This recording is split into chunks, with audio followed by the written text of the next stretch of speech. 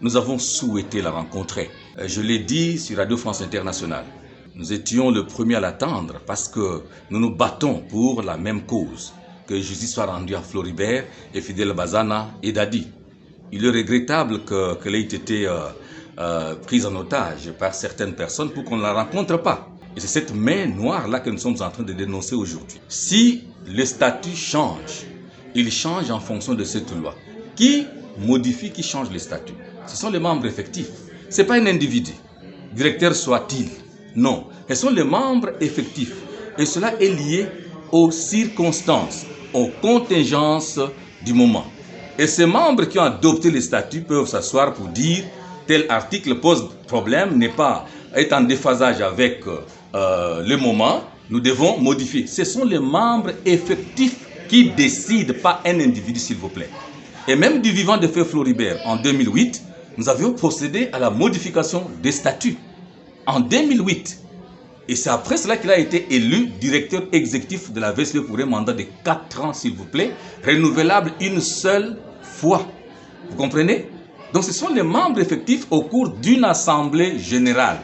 Et selon la loi régissant le fonctionnement des ASBEL, personne ne peut interdire à une assemblée générale où siègent les membres effectifs de modifier les statuts. Et quand le statut est modifié, qui signe le statut, le nouveau statut? Ce sont les membres présents qui signent. Vous comprenez?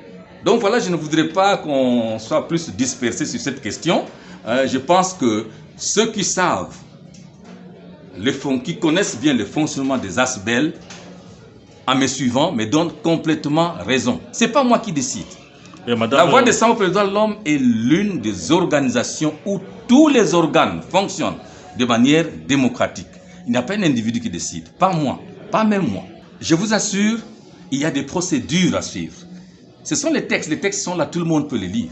Si madame, la veuve, que nous respectons beaucoup, écoutez, c'est nous qui avons, c'est nous qui comprenons la manière tragique, la